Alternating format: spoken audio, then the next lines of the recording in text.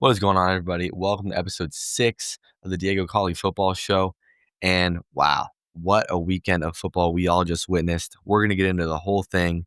We're going to start with Sunday's games. We're going to talk about Saturday's games a little later. What a weekend. And Saturday, multiple games coming down the wire. Almost all the big games lived up to the hype. And then today, Sunday's slate, just on first glance, you're like, not a lot of great matchups, but wow, it delivered. And we are going to start in Pittsburgh.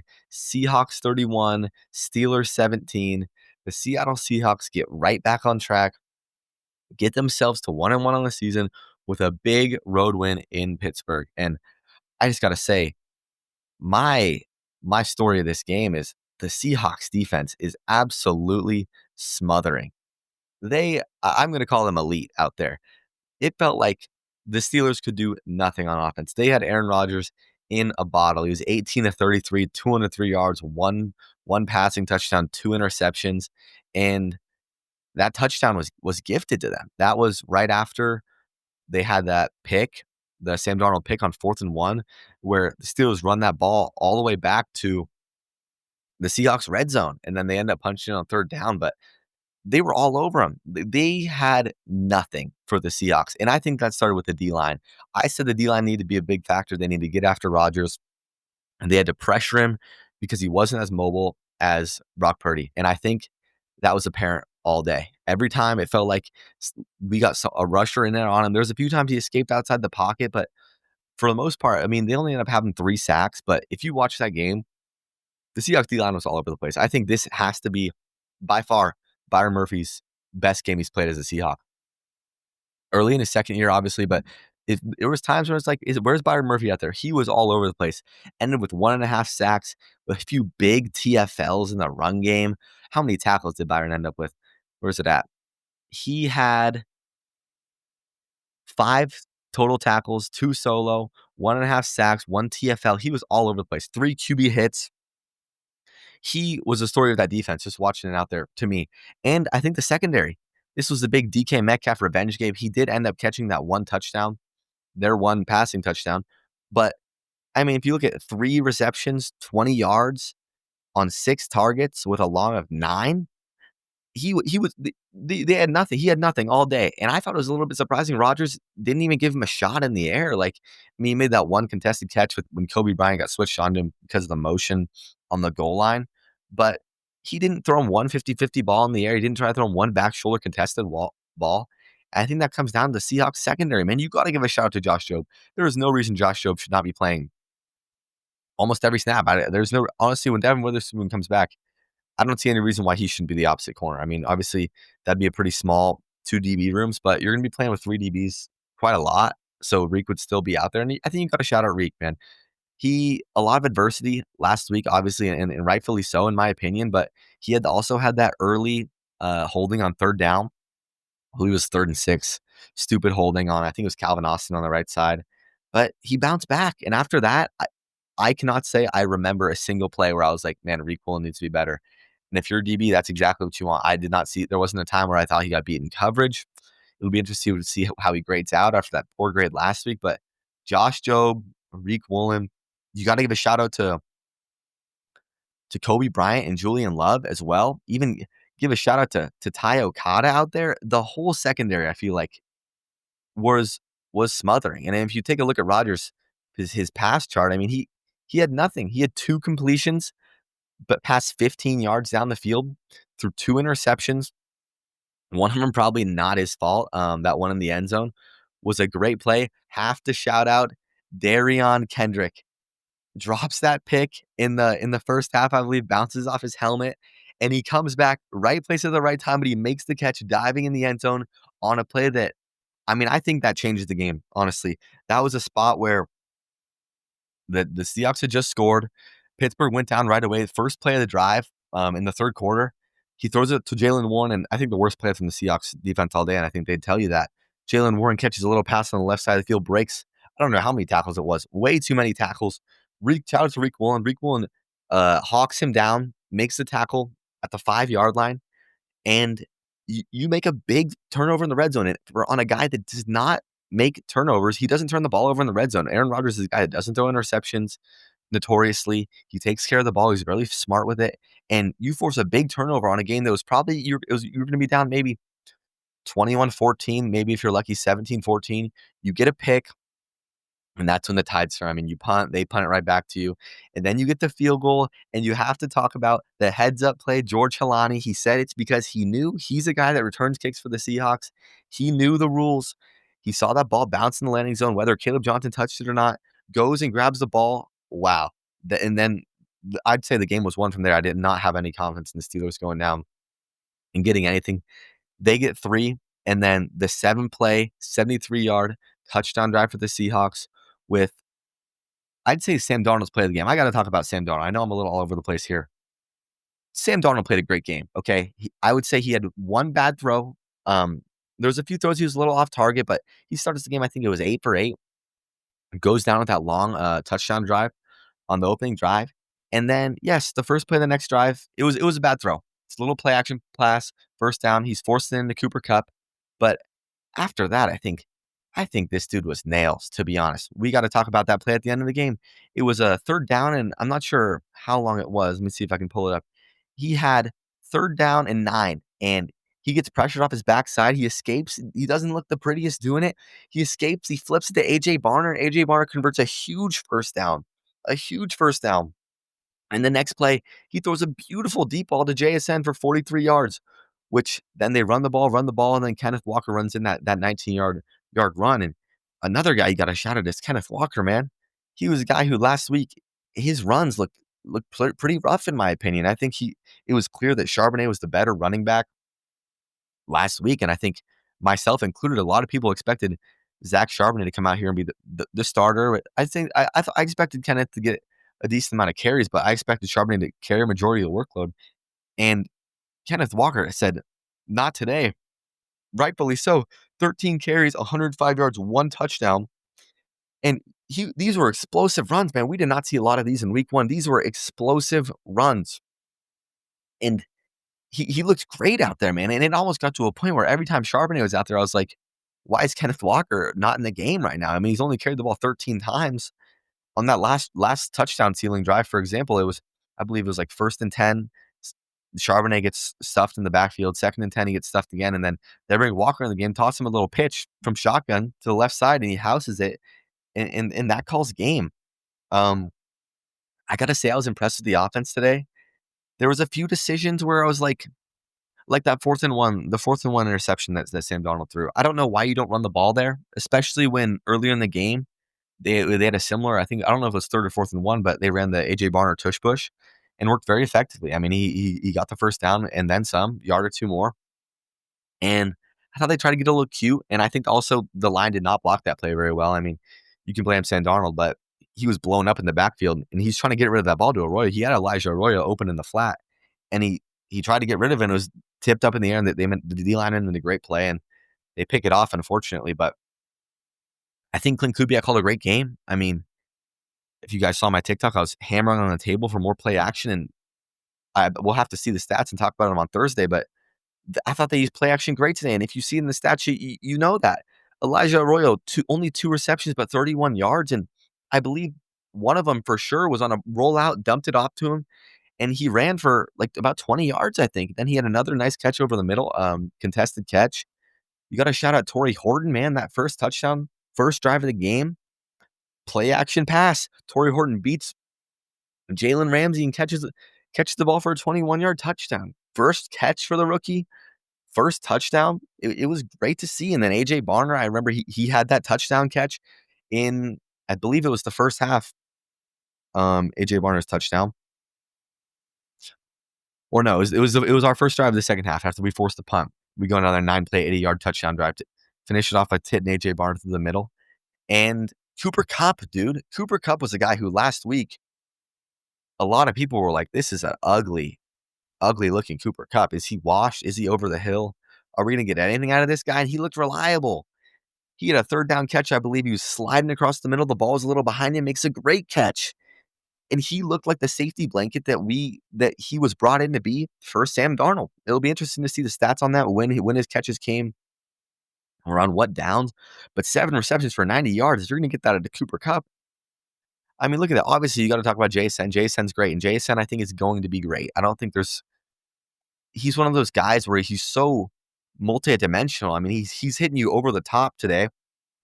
Had that deep ball. I believe he beat Ramsey towards the end of the game. He's hitting you underneath on crossers, making some run after the catch, making contested catches across. You're hitting him in bubble screens, little swing passes where he's running. I don't think there's a way you can scheme against the Seahawks to where like, oh, JSN's going to be nothing. He's not going to have any catches. Like he thinks he's always going to have a guy, even on an off day, he's going to have 5 or 6 catches for around 50 yards. Like just the way we're going to use him. It's not, we're not throwing him deep every play. But if you get this production from the other guys, JSN 8 catches, 103, Cooper Kupp 7 receptions, 90 yards. Torrey Horton 2 for 32, targeted 4 times. Arroyo 2 for 31, Barner 2 for 26. You're going to win some football games, man. I think it was a like night and day difference from last week. And it was because they were running the offense that they came in here to run. They were running the ball effectively. I mean, they were those chunk runs. Kenneth Walker running the ball as well as he did opens the game up for the play action dump off to Arroyo, for the play action dump off to Barner, for that play action shot play to Torrey Horton. And I want to talk about Sam Darnold again, man. He was good, okay? He's not going to be the MVP of the league, and he's not going to be a game-breaking quarterback that's making plays outside the pocket. I mean, he made that play late in the game, but he's not going to be escaping a bunch, making sidearm throws. But he is going to do his job, okay? He made that mistake in the first half, but there were so many times, especially early in this game, where I felt like we had like a 3rd and 5, 3rd and 6, where it's an obvious passing situation and you have to throw the ball. And he stood in the pocket and delivered a strike. He down through the middle of the field. I thought he was great today. And I think that's where he's his most comfortable. I'm looking at his pass chart right now on nextgenstats.nfl.com. He had so many completions in that middle of the field, and that's an area of the field where I feel like the Seahawks never complete passes, especially with Russell Wilson. They were never a team that he could sit in the pocket. I mean, obviously due to some of Russ's height. We'll talk about Russ later. But he was just confident, standing in the pocket, delivering strikes to guys that were there was good coverage. I'm interested to watch the tape, see how the offensive line performed. I know Abe Lucas, I thought he had a so-so day. TJ Watt made a few plays, but I think a majority of the line, I mean, I didn't think about him all day, but Dre Zabel, I think he probably played a fantastic game because I didn't think about it. There was not one time where I was like, oh, Dre Zabel got worked there. I thought Jalen Sundell and Oluwatimi probably played a fantastic game because there was not a single time there I was like, oh, Sundell, we got a little overpowered there. And when Olu came in, honestly, after Olu came in, I kind of forgot because he didn't make any mistakes and he did his job. Kind of the same with Bradford. The only time I really remember, obviously this is just on first watch, what I remember Lucas getting beat a few times, and that's going to happen when you play. I mean, he has a tough assignment. Back-to-back weeks, he faces Nick Bosa and TJ Watt. And I thought for a majority of the game, he held his own. I'm not sure how many times Sam Darnold got pressured. I think he did get pressured a little bit. I saw he stood in well. Only got sacked 2 times.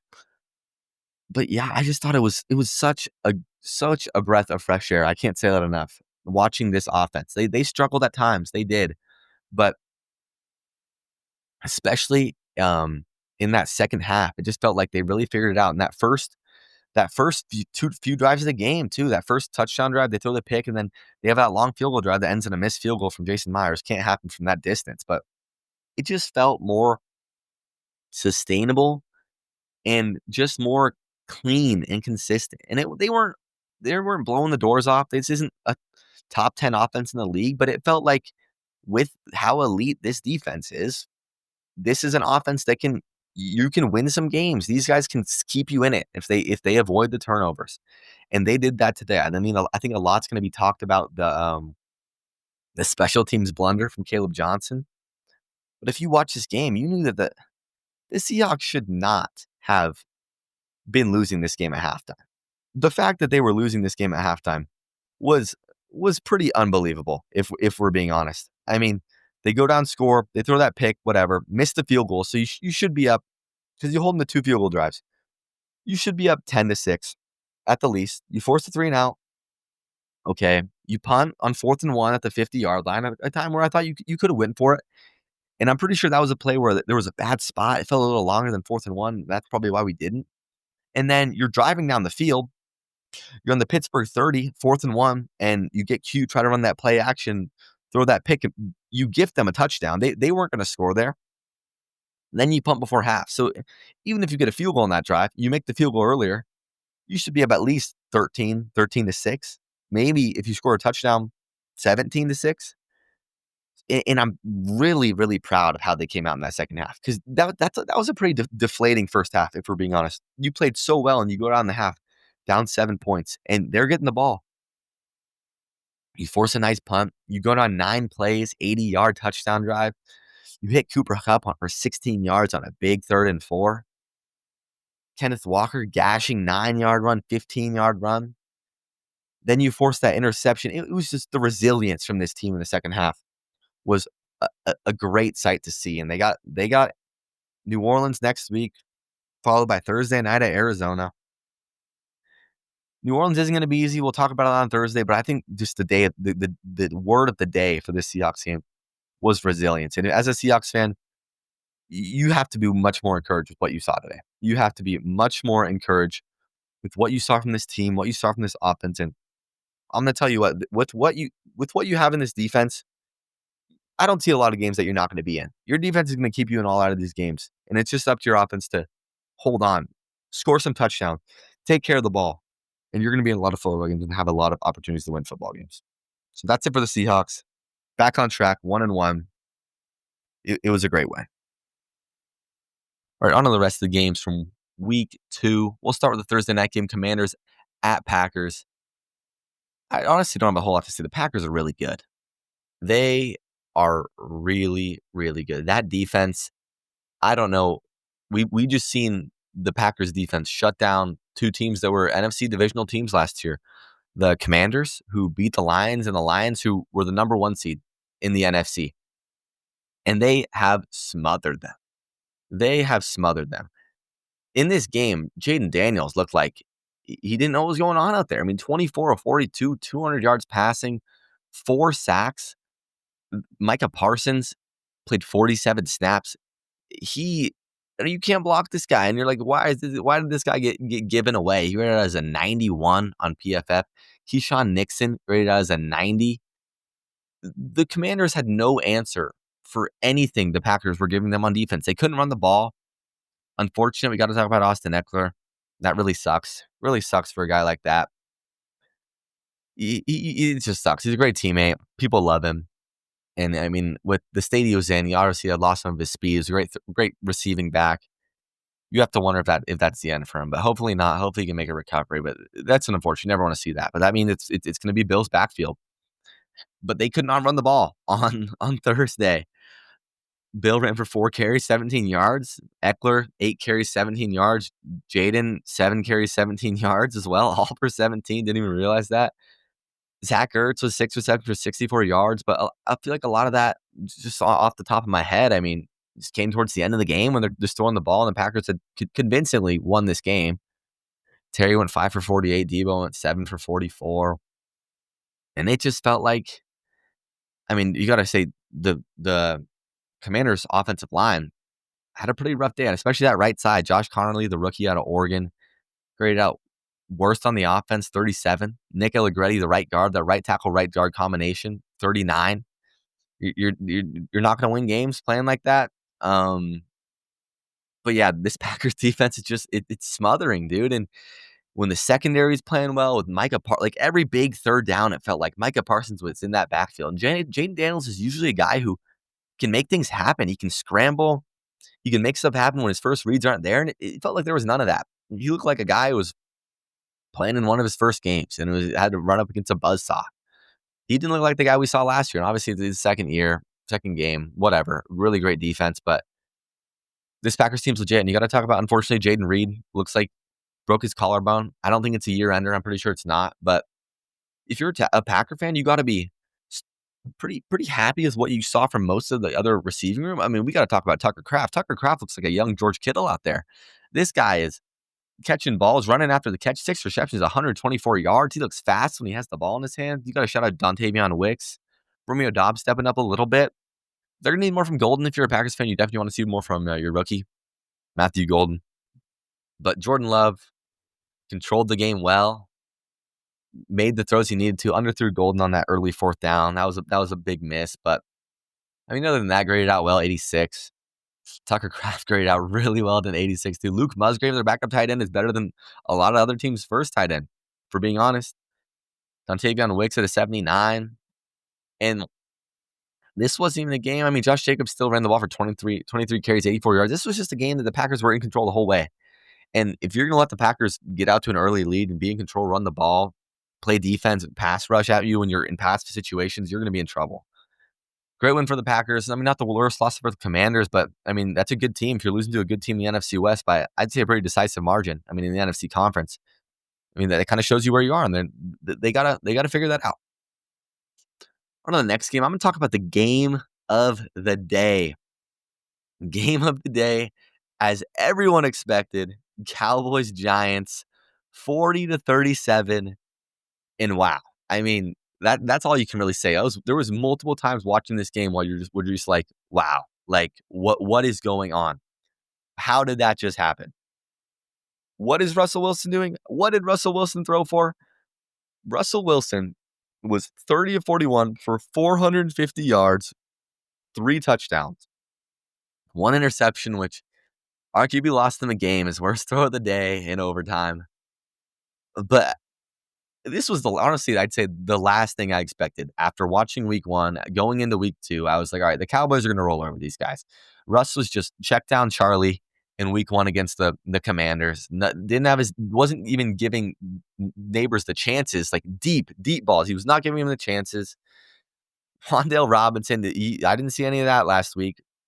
And they just come out firing. Deron Bland was out. Trayvon Diggs was getting worked by Malik Neighbors. We'll be interested to see how the Cowboys defense graded out, because I don't think it was very good. Russ, like, even though they lost this game, the story, I just could not stop thinking about Russ. It felt like, especially towards the end of that game. And what could the Cowboys have used there? Probably a good pass rusher to get after the quarterback in a big situation. But if we want to look at this fourth quarter, the score going into the fourth quarter was 16-17, and it ended 37-37. And it just felt like every time the Cowboys would score and they'd go up, and I'd be like, all right, like, they're going to get a stop. They're going to go down. They're going to seal this game, whatever. And Russell just throw bombs to get them back into this game. The one that he had, the one towards the end of the game, I believe it was, after the Cowboys score to go 34-30. And I believe there's around a minute left in the game. Yeah, 52 seconds left. Dak completes the ball to Pickens. I thought Dak was pretty good today. I thought he was pretty good.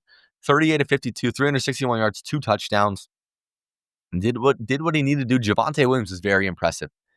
He was very impressive. There was that play in overtime. I believe it was like second and very long. And I don't think they ended up converting the third. I can't remember if they did or not.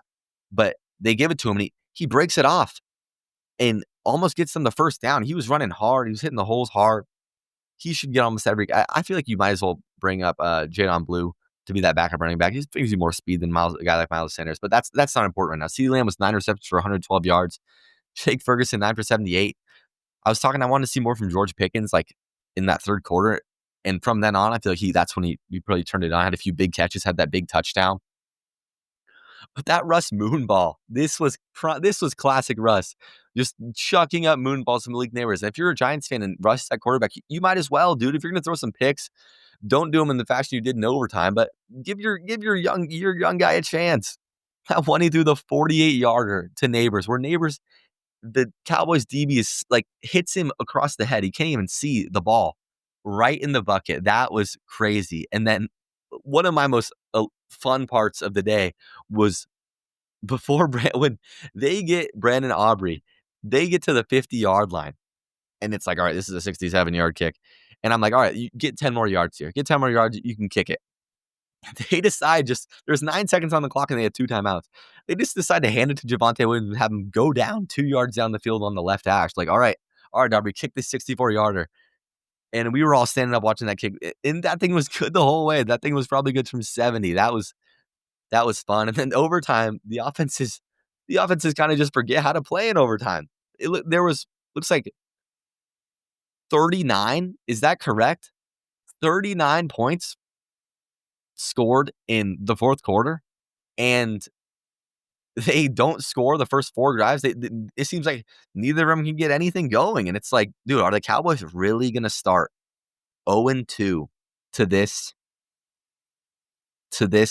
Giants team? Lose this game at home would have been an embarrassing loss. I mean, with all circumstances, obviously it was an insane game, and then Russ gets the ball back after the Cowboys go 3 and out with a chance to win the game, and he chucks a pop fly up to the safety, and they end up Aubrey kicks the game winner. But this was a fun game, and weirdly, like, if you're a Cowboys fan, you did not have any fun watching this game. One, but I mean, honestly, in my opinion, coming out of last week's game versus Philadelphia, I felt a lot better about the Cowboys than coming out of this week's game against the Giants. I mean, the offense scored points, but this defense couldn't stop a soul. They played much better against the Eagles. They couldn't seem to generate any pressure on Russ, which is not good. This isn't a great Giants roster. Cam Scatterbo got in the end zone. It seems like he is kind of just the RB1. They kind of just have stopped giving Tyrone Tracy the ball. He only had 5 carries for 15 yards. Caught the ball 4 times for 36. Scatterbo had a nice long run for 24 yards, got in the end zone. Good for him, but Neighbors, 9 receptions, 167 yards, 2 touchdowns. Wan'Dale Robinson, 8 for 142. What a fun football game. A fun football game that not a lot of people expected. Not a lot of people expected that to be the best game of the week, but it was, and it was a fun one. We'll get on to Jags Bengals now, and we got the news during the Sunday night game. Joe Burrow seems to be out up to 3 months with turf toe. Originally, we got the report from Rappaport, I believe, that it was going to be turf toe. And I was like, all right, Brock Purdy situation, 2 to 5 weeks. But this felt weird. I mean, he went down on the tackle, and I was kind of, what's going on here? Like, I was looking for, like, a knee injury, like a twist of the knee, a twist of the ankle. Like, what happened? And he can't even walk back to the locker room. I'm like, get this guy a cart. What are we doing? And like, all right, it's turf toe. Like, we'll be fine. Jake Browning can hold you up. And now it looks like Jake Browning might be playing the whole year. If he recovers fast, might be ready for the end of the year, the playoffs, maybe. But Jake Browning's going to have to be your quarterback. And I think Jake Browning's good. He's fine. He's a serviceable backup, but they're going to have to win some close games. And at least he has the weapons to do it. But that offensive line is not going to do them any favors. Because I got to say, that Bengals offensive line, they are pretty bad. But I do have to give a shout out to the Bengals. I feel like this is a game. Also, Jake Browning threw 3 picks. I need to not brush that off. He was 21 to 32, 241 yards, 2 touchdowns with 3 interceptions. The Jaguars had every opportunity to win this game. And the Jaguars, quite frankly, should have won this game. But I got to give a little shout out to the Bengals here. This is a game that this week and last week's game are games that last year's team and arguably the years before's team would lose. And it's like another loss for the Bengals. What does Burrow have to do? The defense just has to make one stop. The defense today made some of the most timely stops that ever. They were clutch all day, and you got to give them a shout out for that. Trevor Lawrence felt like is gifting them some throws at times. He was 24-42, 271 yards, 3 touchdowns, 2 interceptions. ETN was 14 for 71, ran the ball pretty well. They did. Tootin had 8 carries for 42 yards. I got to say, I'm really disappointed in Brian Thomas Jr. He was a guy who 12 targets today, 4 receptions for 49 yards. He was a guy who was supposed to take that leap as just an alpha receiver. And in these first 2 weeks of the year, I don't know if it's mostly him and Lawrence on the same page, but it's been kind of a disaster. He had a big drop on a 3rd down that gave the Bengals the ball back. And it was just disappointing. And Trevor, this is a game that the Jaguars should have won. There was that red zone interception. I believe it was in the second half. There was that weird Browning throws that pick on their own side of the field with 5 minutes to go. It felt like there was like so much time in this fourth quarter because the Jaguars had a 13-play field goal drive to start the fourth quarter. And at this point, they end it. There's 11 minutes to go. So the drive ends. And they're up 3 points. The Bengals punt. quick. The Jaguars 4-minute drive, they end up in a punt. And you're like, all right, Jake Brown, this is your chance. 6 minutes to go. He throws a pick. Then a bit puzzling to me. The Jaguars are up 3. They get it all the way to a 4th and 5 with 4 minutes to go on the Cincinnati 8, and they decide to go for it. In the moment, I mean, I kind of understand what Liam Cohn's saying. Score again, make it a 2-score game, but you're up 3. If you score a touchdown, if you score a field goal, you're up 6 points. And this means the Bengals have to score a touchdown, not go down and get 3. And they end up going down 15-play, 92-yard drive. Browning's finally throwing the ball to Higgins and Chase. And they end up winning the game. And you got to give them props to that. It was a gritty win with the backup quarterback who's tossing the situation and made a few multiple bad decisions. But he rebounded to win the game at the end. And he's going to have to step up.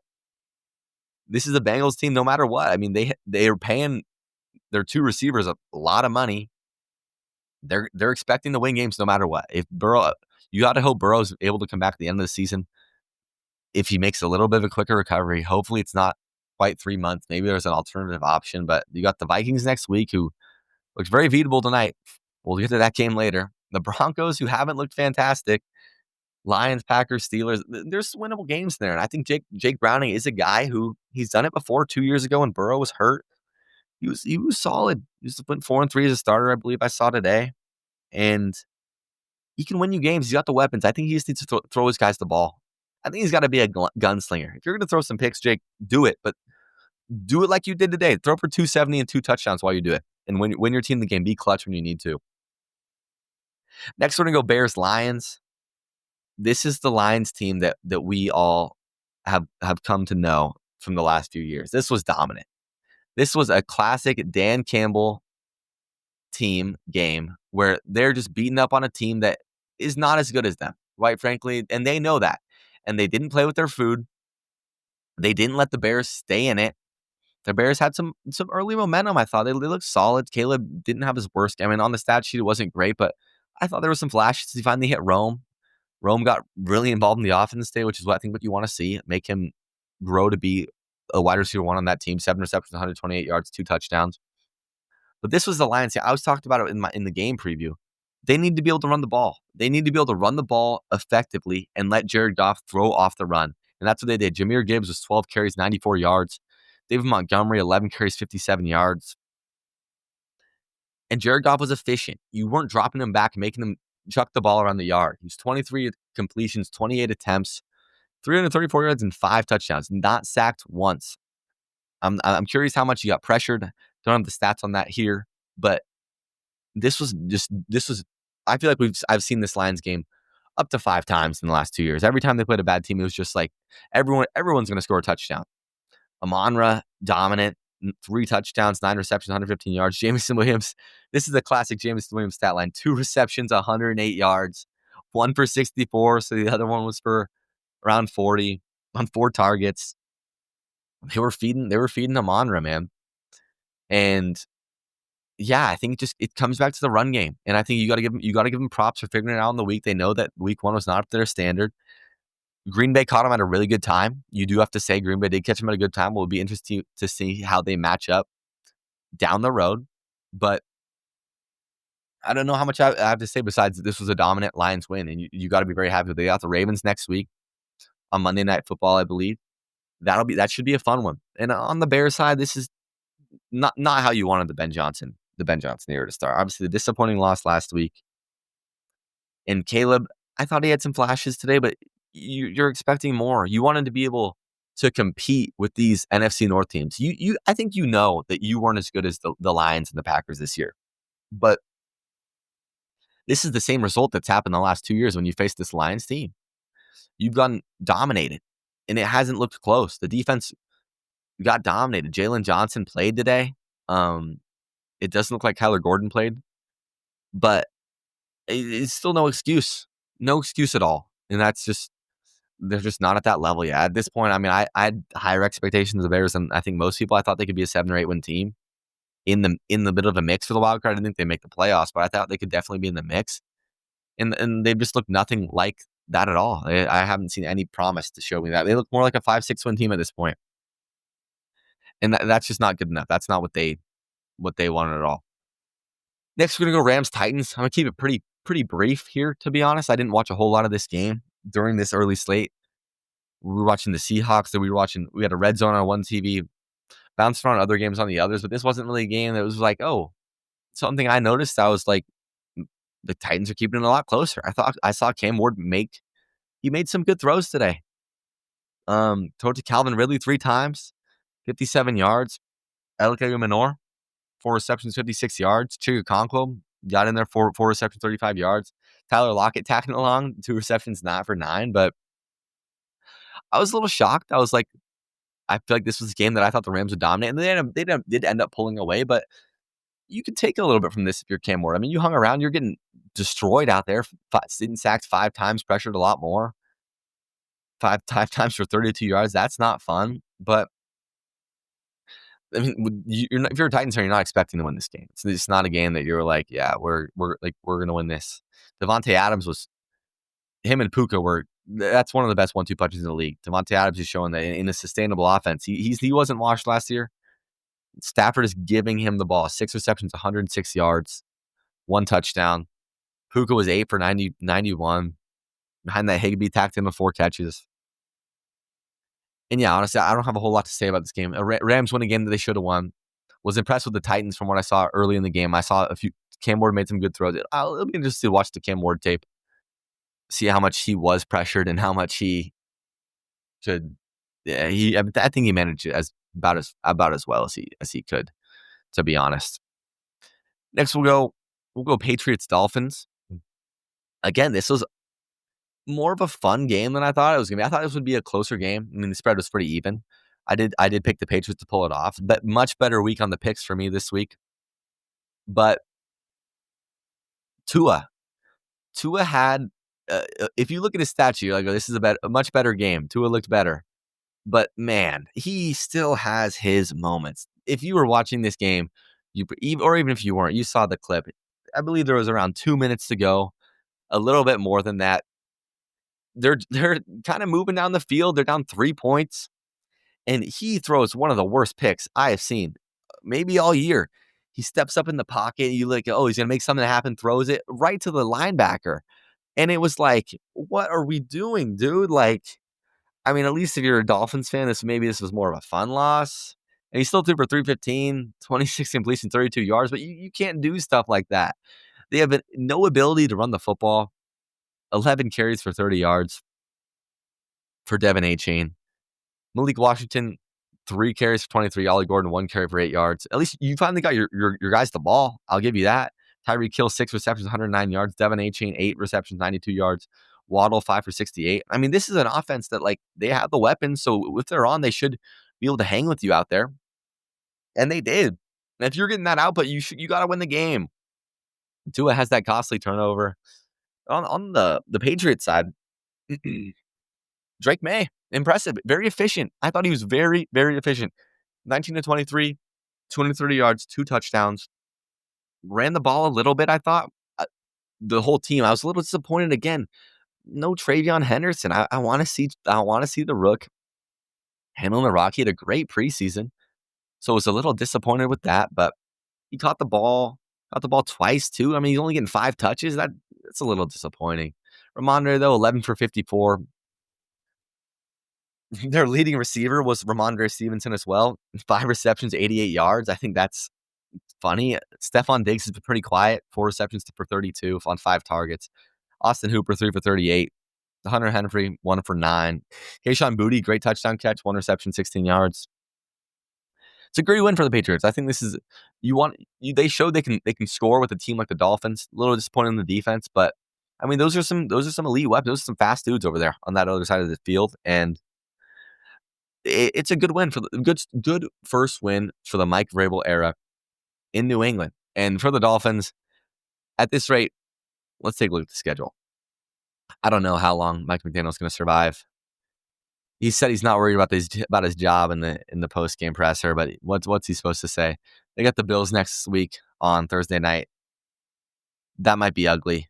That might be really ugly. And they got After that, though, they got the Jets and the Panthers, 2 chances to get back on track, but not much to be hopeful for as a Dolphins fan, if we're being quite honest. Next, we'll go to the Niners and Saints. This was a game I said on Thursday. When we found out Purdy wasn't going to play, I thought this was going to be a more stressful game for the 49ers than they would want to. I mean, you got a lot of guys out with injury, but I got to give a shout out to Mac Jones. Mac Jones is a guy who, when I heard he was starting, I was like, all right, I don't know. I don't think I have much faith in Mac Jones.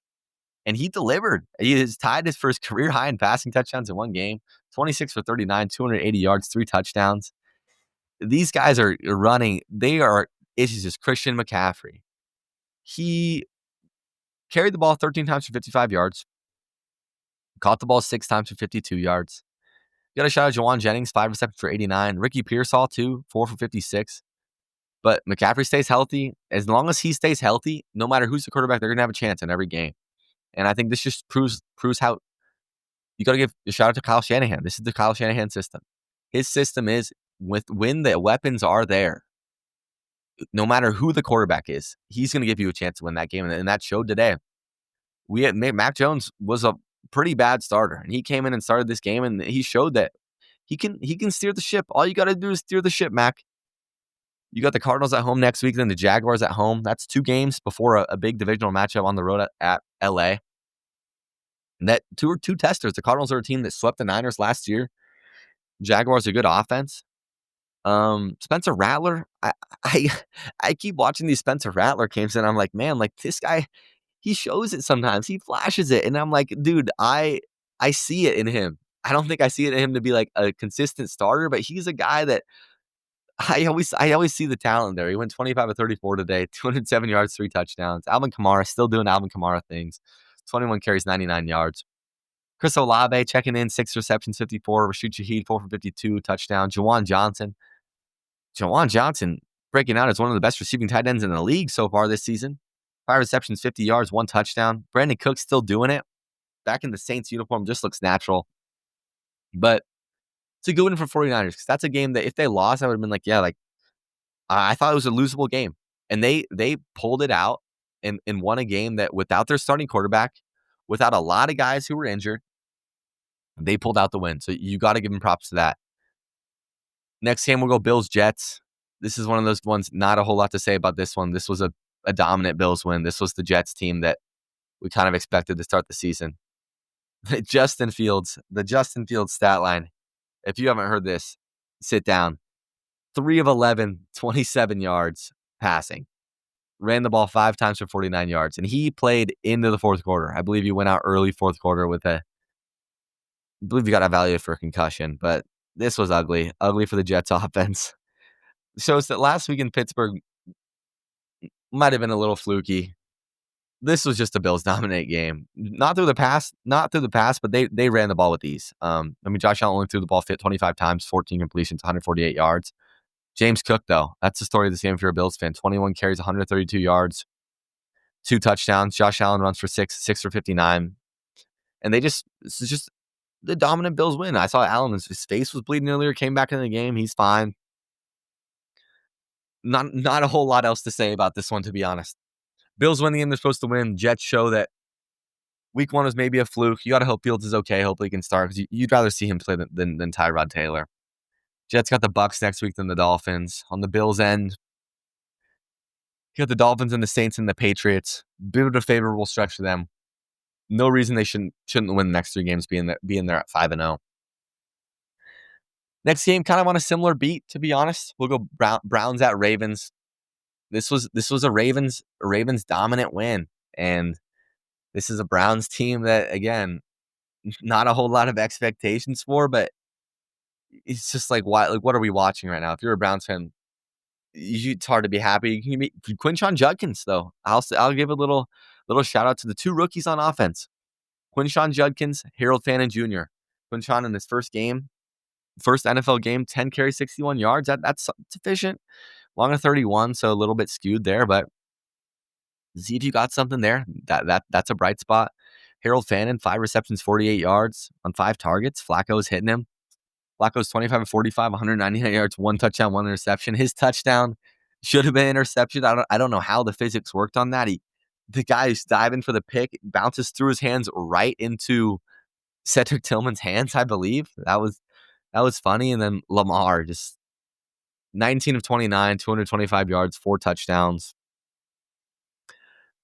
Not a whole lot of yardage production, especially on the rushing side. A little bit of a weird for the Ravens, but I mean, Derrick Henry only carries the ball 11 times, 23 yards. There was a really weird sequence where they get the ball on the 1 yard line. I believe they get tackled on the 1, and they didn't give it to Derrick Henry once, and they end up not scoring. Or I think they believe they might have got a flag, and then they might have scored later off a pass or they kicked the field goal. I'm not quite sure on the exact details, but he didn't get any carries inside like the 5 yard line, which was super weird to me. Super weird to see. Only carrying the ball 11 times. I understand you're trying to maybe save his legs toward the end of it, but still odd. Zay Flowers, 7 receptions, 75 yards. DeAndre Hopkins, 2 for 64, 1 touchdown. Devontae Walker, weird touchdown scorer, scores 2. Good for him out of UNC. Alan Wallace checks in with the touchdown. It's weird because if you're just looking at this box score, I was watching this game a little bit from a side eye, checking in what was going on. It's not like the Ravens dominated on the box score, but it'll be interesting to look back, see what really happened. I believe there was a few interesting turnovers in there. Ravens blocked the punt, interception, fumble. So that skews the actual box score stats a little bit, but dominant win for the Ravens. Browns are dumpster fire. Ravens win a game that they're supposed to win. Get back on track after that crushing week 1 loss to Buffalo. And they got a fun stretch of games coming up, honestly. They got the Lions at home, at the Chiefs versus the Texans versus the Rams. And those are some games where those are all losable games for Baltimore. So good to get back on track for the offense. Good to be getting in the end zone. Got to get Derrick Henry back going. If you're a Baltimore fan, definitely. Browns got the Packers, Lions, Vikings, Steelers, Dolphins. I don't know when I see that first win for Cleveland, if we're being completely honest.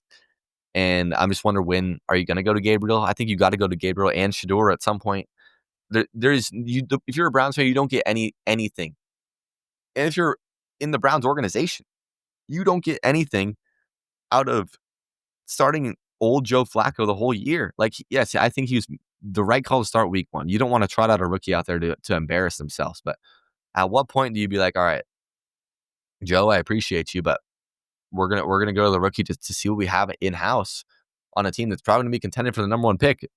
Do we need to draft one? What do we need to do? So I mean, that's where I'm at there. On to the afternoon slate of games, and we'll start Broncos and Colts. I picked the Colts to win this game, and did not expect it to come down to this. This was, if you're a Broncos fan, this is a shot to the heart, man. 60-yard field goal going up for the Colts at the end of the game as time expires, and Spencer Strader misses it to the right, and Kevin Harlan's going crazy. It's no good. And you see the refs talking a little bit. Sean Payton looks pissed off. You're like, what's going on here? They're like, there's a flag. And I need to find the direct term they used for it. But the guy runs into the long snapper. He pushes him down because they were trying to jump over him. They were trying to make the block. And that just can't happen. I mean, I think people are kind of sending heat at the official, but that can't happen. They did it. Like, the guy pushed down on the long snapper, and I believe the rule is you can't touch the long snapper, and they did. So it was a rightful flag, I think. I mean, correct me if I'm wrong. It's called a leverage penalty. I found it. When a player uses another player to block a kick, to attempt to block the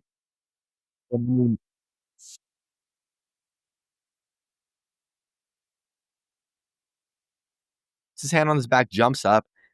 I don't know how. I feel like that probably happens more often than not, and they might have got a little screwed over.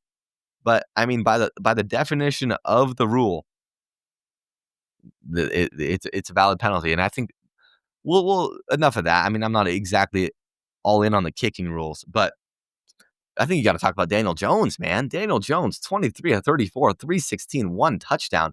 And Jonathan Taylor, 25 or 165. Prime Jonathan Taylor is what we saw. This Colts offense, dude. This Colts offense is good. Shane Steichen is calling these games like his life depends on it and his job might. But right, he's gained himself some security. You got Tyler Warren, the rook out there, 4 for 79. Michael Pittman, career resurgence this year, 6 receptions for 80 yards. Finally, he's got a quarterback to throw him the ball. The run game looks dangerous. Jonathan Taylor's breaking long runs, long receptions, 2 for 50 receiving. Wow. Oh, sorry. Michael Pittman was not. He had 4 for 40, but still. Alec Pierce was 4 for 68. Tyler Warren was 4 for 79. Josh Downs 6 for 51. Like, Daniel Jones is getting these guys the ball. And it's a good offense. It's a really good offense right now. On the Broncos side, J.K. Dobbins effective on the ground. R.J. Hartman only getting 5 carries. A little interesting to me. Troy Franklin out of Oregon. Him and Bo Nix still got that connection. 8 for 89, 1 touchdown. I mean, but after that, where's your production? Where's Cortland Sutton today? One reception for 6 yards on 4 targets. Evan Ingram, 1 reception, 12 yards on 2 targets. You need more out of those guys. Like, this can't be Troy Franklin doing all the work and with no one else behind him. Bo Nix is 22 for 30, threw for 3 touchdowns, 1 interception. If you're a Broncos fan, this is an absolutely crushing loss. Because, yes, I think you've got to be a little disappointed in the defense. It's supposed to be one of the best defenses in the league, and Daniel Jones is working it down the field. But this was a game that you should have won. You should have won. The final graphic went up on the screen, and you end up losing. I mean, I'm looking at Bo Nix's pass chart. He has 3 receptions down 10 yards down the field. One was right at 10. One was a deep ball down the left sideline. That was to Franklin, like 25-yard pass. And then he had a deep one down the left sideline as well, for a touchdown. But he's not a lot of depth on his passes. They scored enough points to win this game, though. It's crushing. It's a crushing loss. On to the next game. We'll talk about the Panthers and Cardinals. And honestly, this was a game that I didn't think I was going to have that much to say about. To be honest, I was like, all right. Most of the game watching it, had a heavy eye on the Chiefs Eagles game, but this was one where I was like, yeah, the Cardinals are playing really good. The Cardinals are winning this game. They're kind of dominating these guys. Trey McBride, 6 receptions for 78 yards. Kyler was decent. Again, 17 for 25, 220, 1 touchdown, 1 interception. And then as it keeps going, it's like, oh, okay, the Panthers scored in garbage time. Like, they're getting in the end zone, good for them. And they get the onside kick, and I'm like, oh my gosh, Bryce Young he's gonna crush the hearts of this Arizona team. And that was, I have to say, if you look at his stat line, okay, 328 yards, 3 touchdowns, 1 interception. They didn't really run the ball great. Chuba Hubbard, 10 carries, 38 yards. You got to be really happy with what you see from Ted McMillan. 6 receptions, 100 yards. Hunter Renfrow, 7 receptions, 48 yards, 2 touchdowns for Hunter Renfrow. Is he back? Chuba Hubbard on the receiving end, 5 for 39. They were throwing the ball a majority of this game because they were down. They were trying to get down the field. And Kyler Murray Bryce Young gets the ball back.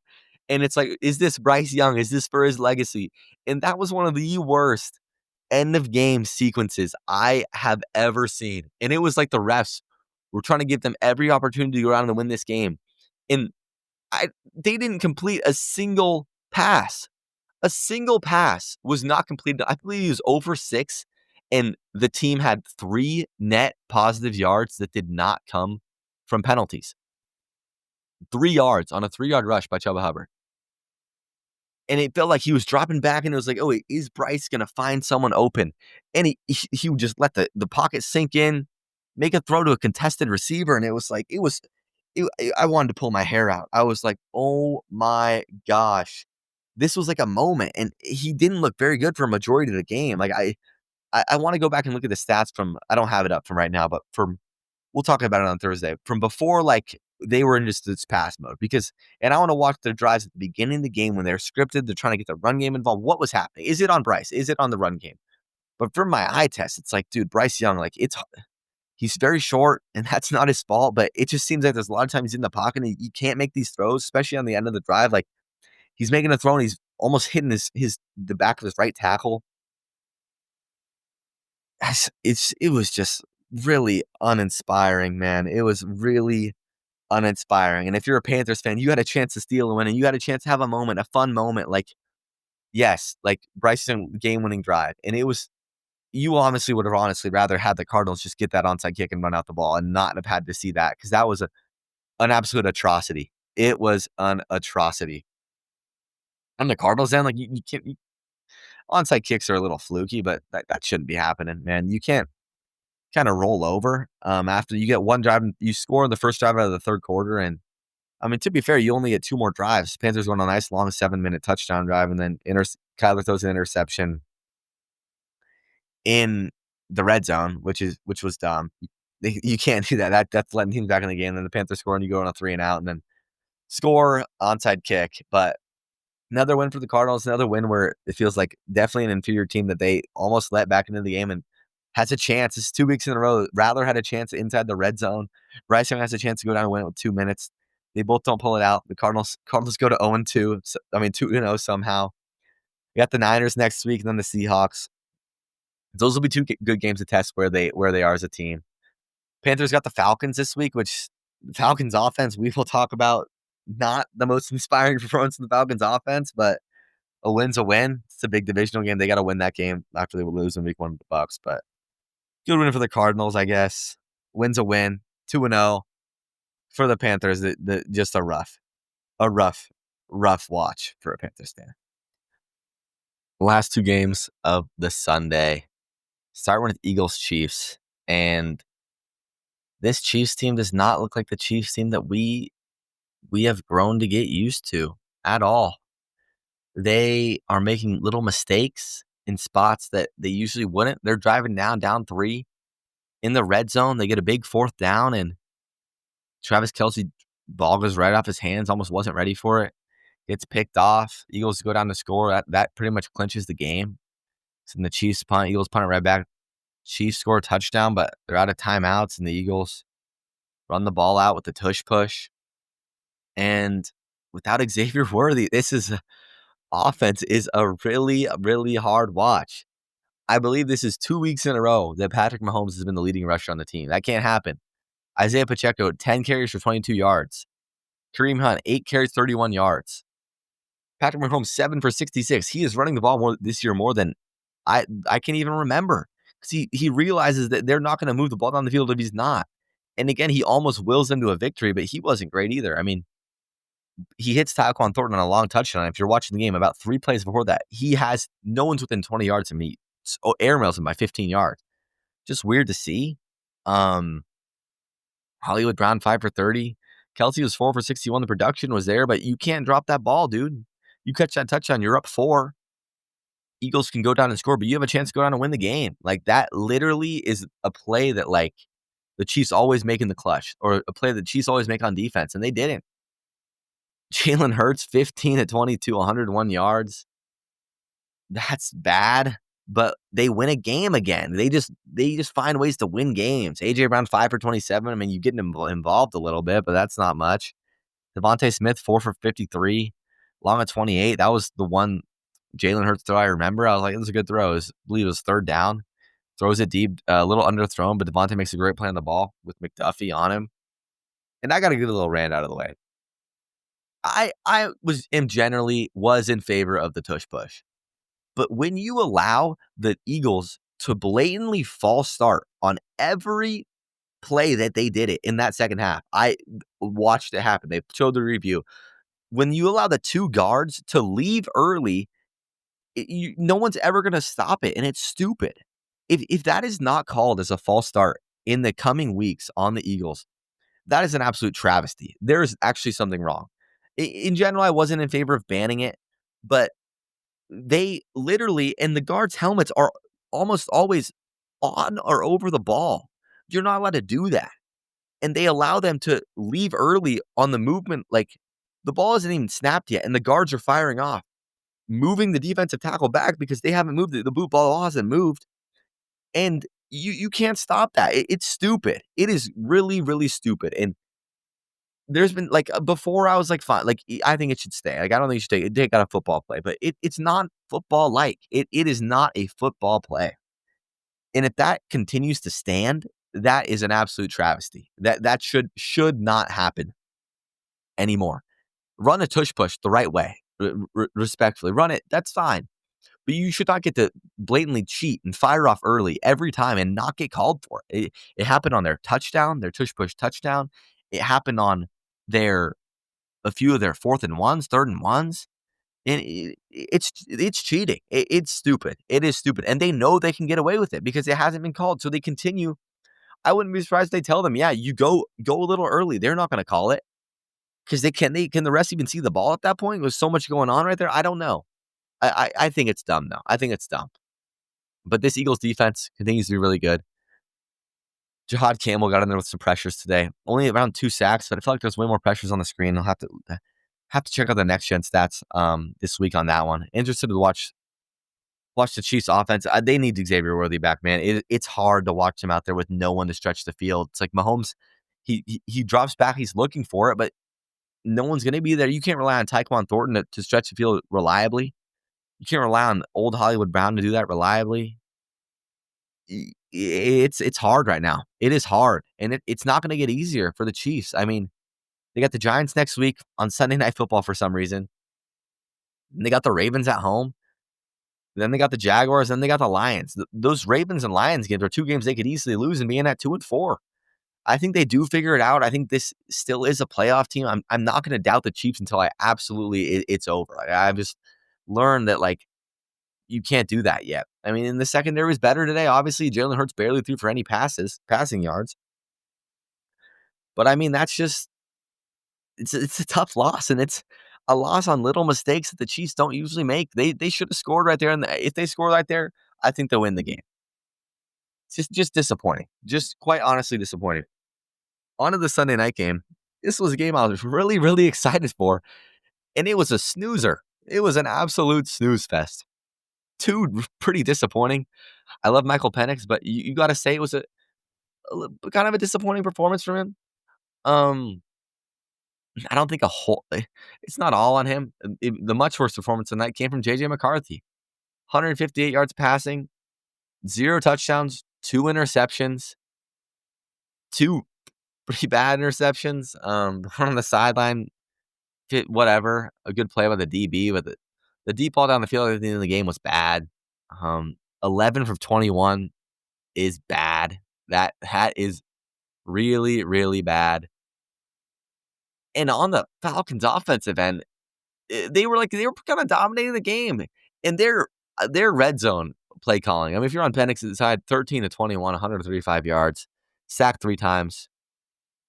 J.J. McCarthy was sacked 6 times for 38 negative yards. But the Falcons at the beginning of this game, I thought their offense was moving. They were heavily relying on the run. Penix was making throws he had to, but they couldn't do anything in the red zone. And it wasn't like they were close. It wasn't like times where he was in the open, pass breakup. Oh, he had someone open, Penix missed it. Or they had 3rd and 1, they didn't get it. Like, it was like they'd get down the red zone and just get stuff and have to kick it. Shout out to Parker Romo. Younghoe Koo, you probably just lost your job.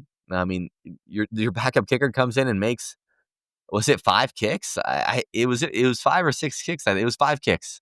The last one from 54, which was a big one to make it a 2-score game. Clutch kick. You got to give it to him.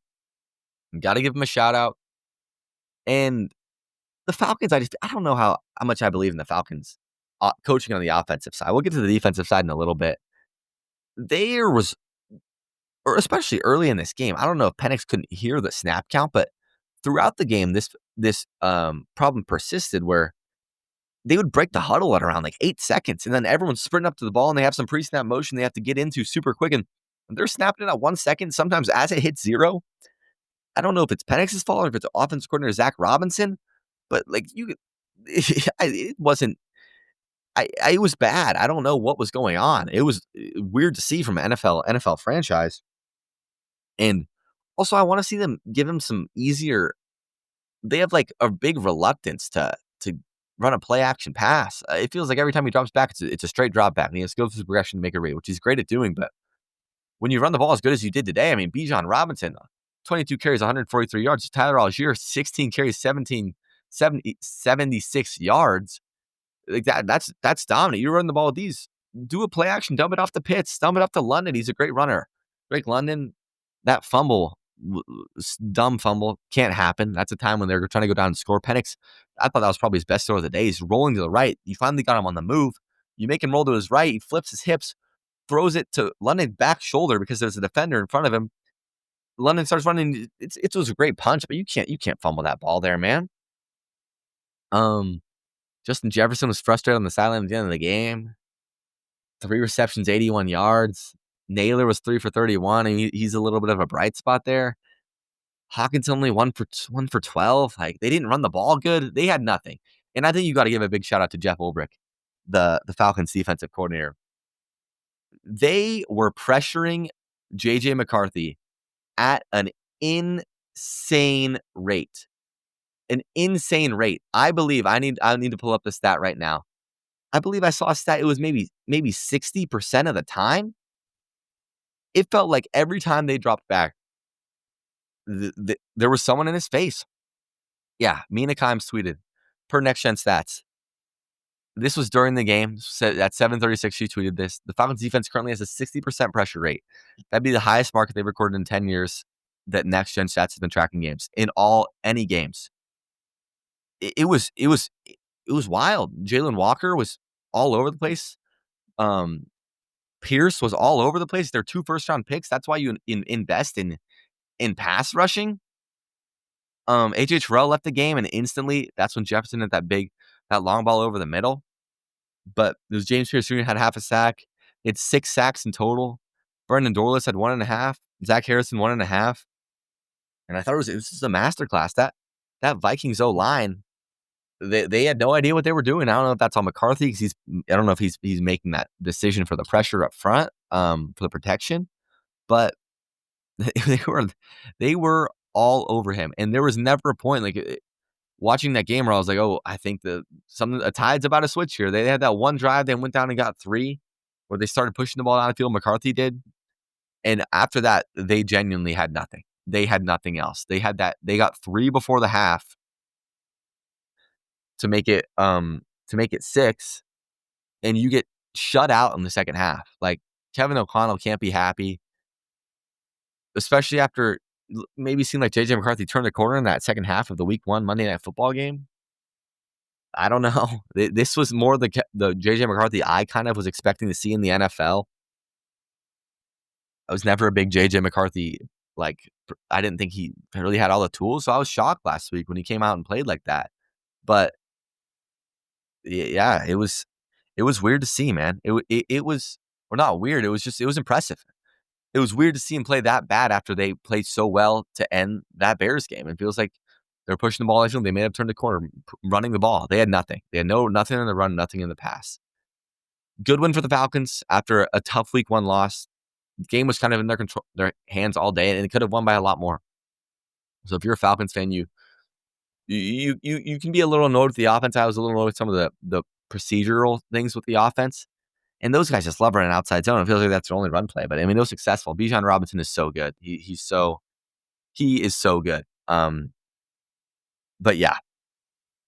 When you have a guy like him on your team, if you're giving the ball, you're perfectly fine with that. There's nothing wrong with that.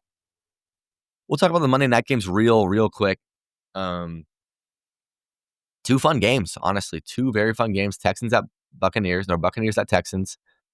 Texans are favored, I believe, at 1.5, 2 points. I think the Buccaneers are going to win this game. Buccaneers had a good win last week. That offense, those receivers are weapons. I think Godwin is going to play this week.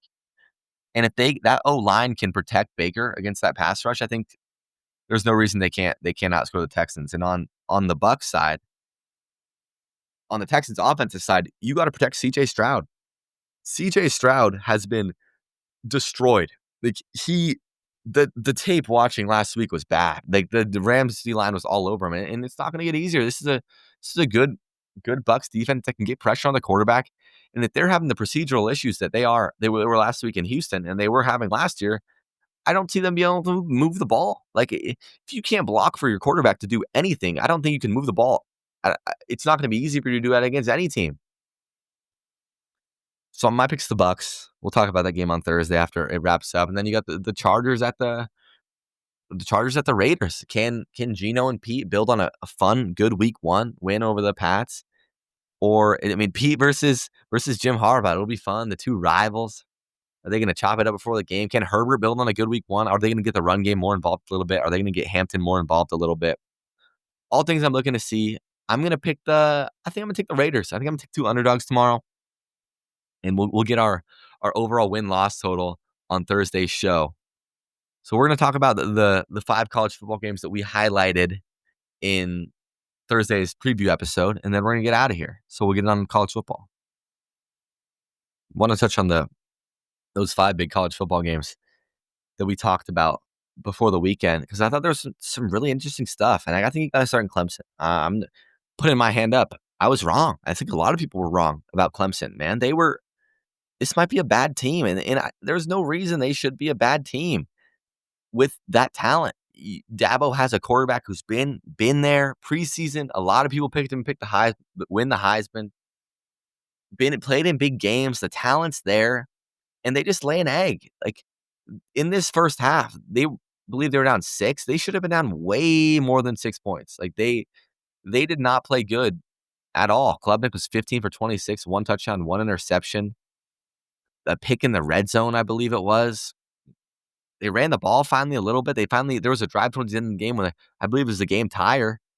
They finally start using Cade Klubnik's legs, and it was an effective drive. And it's like, where was that all game, dude? Where was that all game? And I thought this team just might not be very good, and it's really disappointing for a team that a lot of people had high expectations for. But you got to talk about Georgia Tech. 3-0, will be ranked next week. Man, Haynes King is just fun to watch, dude. 25 carries, 103 yards, 20-28, 211. And it just felt like Haynes King's going to get the ball. He's going to have it in his hands. He's going to throw it, or he's running that rock. And you feel like he's going to get it every time. That dude is tough. And I know he didn't play last week. It's a little banged up. But if he's healthy, like, this Georgia Tech team can genuinely beat anyone. This Georgia Tech team, they have guys everywhere. That defense fights. That defense is pretty good.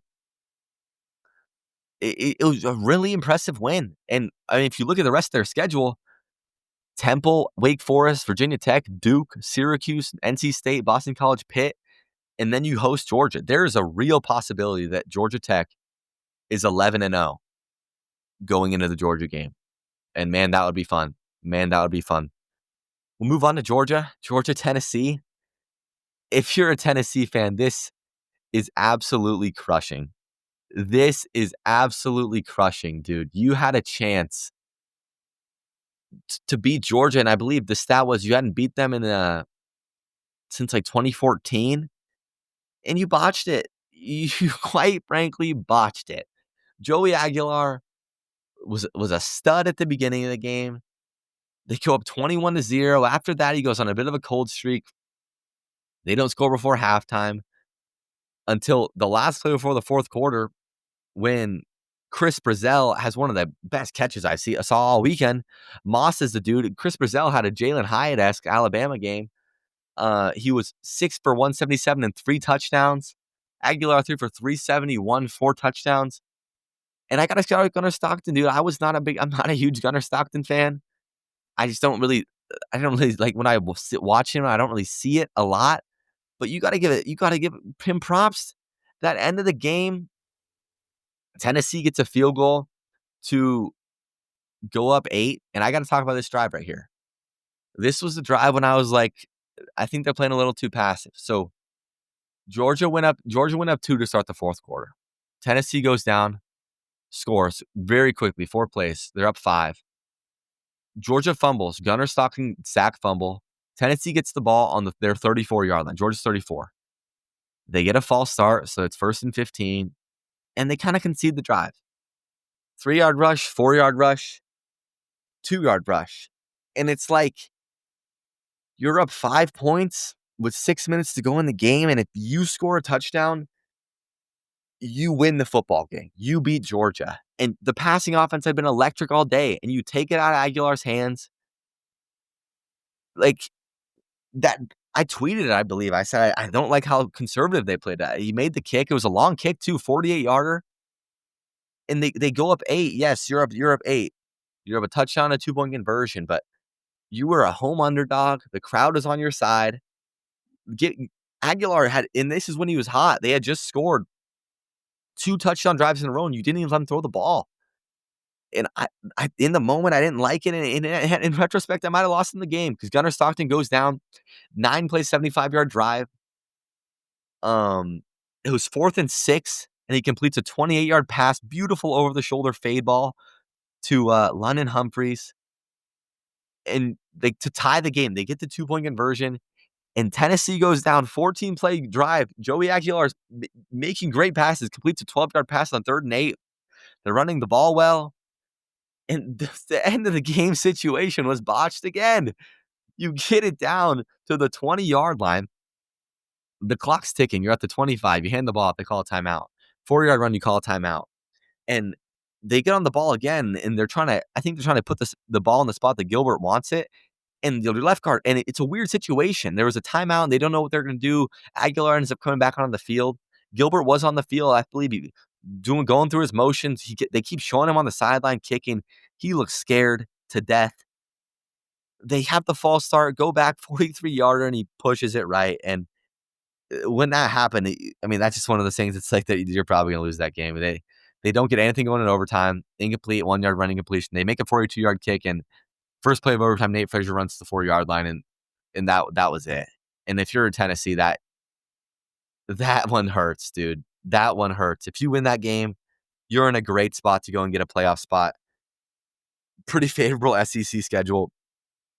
You have UAB, Mississippi State, Arkansas, at Alabama, versus Oklahoma at home, and then you go to Florida and you take Vandy at home. If you win that game, you're probably undefeated going into Bama, and who knows what you're going to get there. Now you got to win Bama and potentially Oklahoma, and that's just tough because it was such a great day overall for the Vols. They got off to such a hot start. That crowd was rocking, and to lose like that in a game that Kirby Smart said they should have lost that game, to lose like that is crushing, absolutely crushing. Next, we'll go to USF Miami. I'm not going to stay on this one for much longer, but Miami's a better team. It would have been fun if USF kept it closer, but Miami showed why they were a better team in the trenches. Just more physical. And I mean, it's better athletes, man. Carson Beck threw 2 picks, but other than that, 23 to 28, 340, 3 touchdowns. He ran that ball. Mark Fletcher Jr., 16 for 120, 2 touchdowns. USF's gonna be fine. I think they're still in that driver's seat for that last playoff spot. They lose a game to one of the best 5 teams in the country, quite honestly. Would have liked it to be more fun, but it was good for Miami to show that they are legit. They didn't want to keep these guys around. They didn't want to keep the Cinderella story close, and they didn't at all. Florida LSU, I gotta say, ugly game. DJ Lagway, Billy Napier. What? This is not 5 interceptions. 5 interceptions is hard to do. It is hard to throw that many interceptions in a game. And this is a game that they were in. They weren't just you were in this game. 20-10. A really good LSU offense. I gotta say, I'm disappointed in Garrett Nussmeier.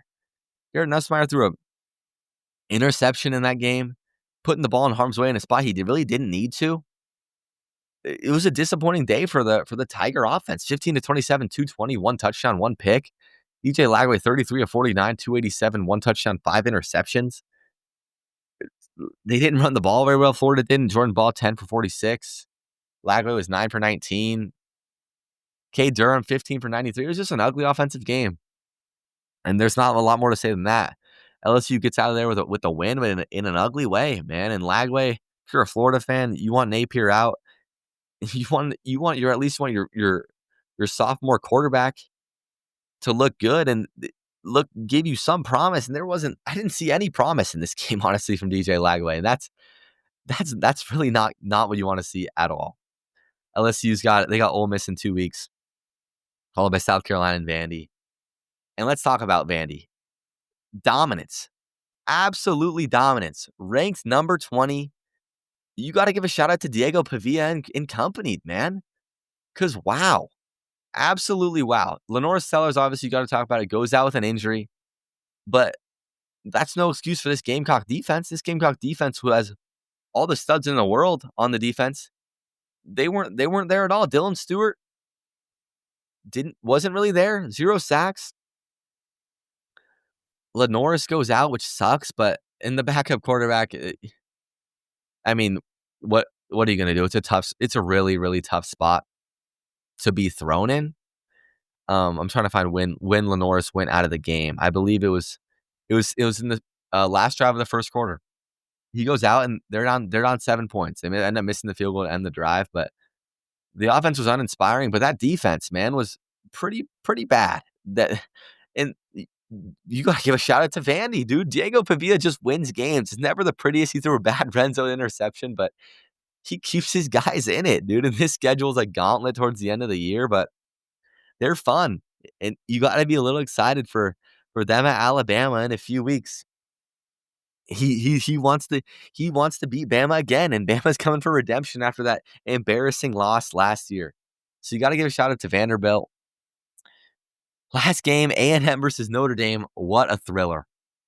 What a thriller of a game. And I got to give props to Marcel Reed. Marcel Reed was doing it all. He was doing it all. And he was a guy who last year especially, I was like, I don't know how big of a Marcel Reed guy I am. I don't really see it.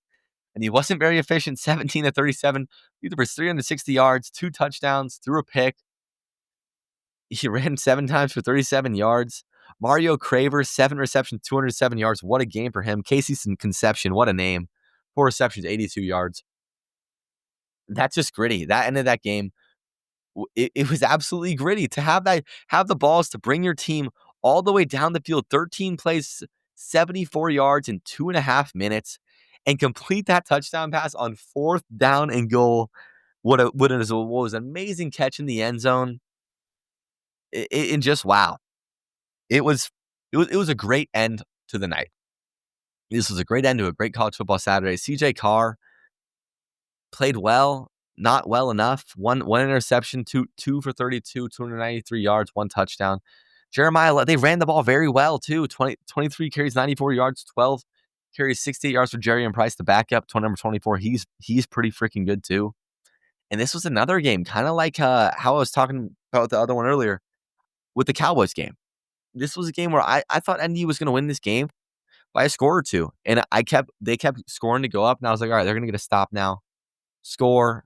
This is going to be a win for them. And they didn't. And you got to give props to A&M. They held around. They absolutely held around, especially after you get a punt block for a touchdown in the first drive. That can be crushing. Teams can roll up after that. They come back with an 86-yard touchdown pass. And they were throwing shots back and forth all day. Absolutely all day. They go on 17-7 in the second quarter. And they don't stop. They end up going into the half up 4. It was a great back and forth football game, very entertaining, and a tough loss for Marcus Freeman's team, who's now 0-2. 0-2, but if you look at the schedule, 2 losses to two good teams. You got, honestly, if you look at the schedule, Purdue, Arkansas, Boise State, NC State. You host USC at home, you should win that game. Boston College, Navy, Pitt, Syracuse, Stanford, you should win out. And I think you got to win out. I don't think a 3-loss Notre Dame team makes into the playoff, but I think the talent's there. Really tough opening the schedule for Notre Dame, but in a games that Marcus Freeman wants to win. But I think the talent's there for Notre Dame. This another game that's like they're there at the end, and that game goes to it's 4th down and goal, and a tight end makes a great catch on a guy who's kind of on his back. He's all over him, but not in the best positioning.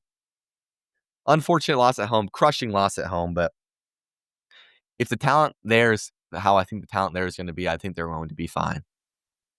So that's going to do it, man. What a week. What a week. I got to say, that morning slate of games, and even into the afternoon slate, the games weren't close the whole all game in those afternoons. All 3 of them come down to the end. But that morning slate, man, those last, honestly, about 30 minutes after the Seahawks game ended was over.